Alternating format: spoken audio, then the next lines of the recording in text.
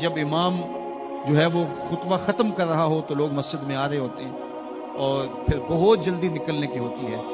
امام کے منبر پر بیٹھنے سے قبل مسجد میں آنے کا رجحان پیدا کرنا چاہیے. فرمایا گیا کہ جو شخص جمعۃ المبارک میں سب سے پہلے آتا ہے اس کو ایک اونٹ ذبح کرنے کا ثواب نصیب ہوتا ہے. جو اس کے بعد آتا ہے اس کو ایک گائے ذبح کرنے کا، پھر ایک بکری، اور جب امام منبر پہ بیٹھ جاتا ہے پھر رفع الکلام کلمے اٹھا لی جاتی ہے. پھر اس کے بعد عام جو ثواب ہے وہی مرتب ہوتا ہے. وہ جو خاص ثواب ہے اولیت کا وہ پھر اٹھا لیا جاتا ہے. اس لیے کوشش کریں. میں سمجھتا ہوں اس میں ہمارے خطباء کا بھی بہت قصور ہے کہ بعض کا ممبر سے کوئی مربوط گفتگو نہیں ملے گی، کوئی منظم کلام نصیب نہیں ہوگا، اور کوئی با مقصد بات لوگوں تک نہیں پہنچائی جائے گی تو لوگوں کی دلچسپی نہیں ہوگی، لوگ پھر دیر سے آئیں گے. ایک تو یہ بات بھی ہے. لیکن دوسری بات یہ ہے کہ ہمارے ہاں عمومی طور پہ اجتماعی رویہ یہ ہے کہ مسجد میں دیر سے جانے کا فیشن. تو اس فیشن پہ نہ چلے، بلکہ امام اور خطیب کے منبر پر بیٹھنے سے قبل جتنا وقت گزرے گا آ کے بیٹھ کے تلاوت کرتے رہیں، ذکر و فکر میں مشغول رہیں. جتنی دیر آپ کو انتظار کرنا پڑے یہ آپ کے لیے خیر و برکت کر رہی ہے.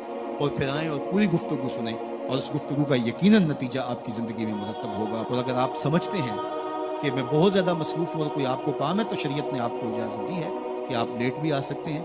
لیکن اذا نودی للصلاۃ من یوم الجمعۃ فاسعوا الی ذکر اللہ وذروا البیع، وہ حکم دیا گیا جب جمعے کی اذان پکاری جائے تو اس کے بعد پھر آپ کاروبار نہیں کر سکتے، پھر کاروبار کرنا حرام ہو جاتا ہے. وذروا البیع، پھر خرید و فروخت چھوڑ دو، پھر تم چل پڑو اللہ کے ذکر کی طرف. پھر تمہارے اوپر لازم ہے کہ تم ذکر کی طرف چل پڑو. تو اس لیے اس سہولت سے ہمیں فائدہ حاصل کرنا چاہیے کہ اگر ہم خطبہ پہلا چھوڑتے ہیں اور دوسری اذان یہ اذان ہے جس کے بعد کاروبار کرنا حرام ہے، اذان ثانی ہے، یہ سہولت کے لیے یہ پہلا وقت اجمیوں کے لیے ہے تاکہ جو ہے وہ اردو میں یا اپنی زبان میں اجمی زبان میں بھی کچھ کلام سن سکیں. تو اس لیے ہمیں یہ سہولت دی گئی ہے، وہ بہت ضروری کام ہو. تو دین سیکھنے کا یہ کتنا خوبصورت موقع ہے.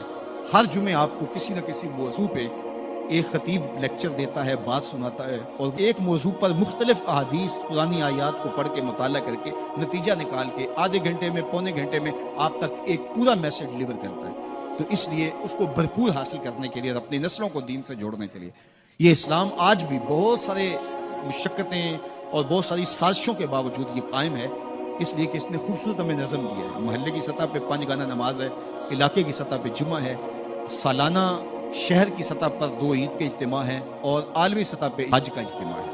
تو یہ ایک نظم ہے جو ہمیں دیا گیا اور یہ ہمیں جوڑے رکھتا ہے اور یہ ہماری وحدت کی علامت ہے. اللہ تعالی ہمیں 5 گانا نماز کی توفیق عطا فرمائے اور اہتمام کے ساتھ نماز جمعہ کی توفیق عطا.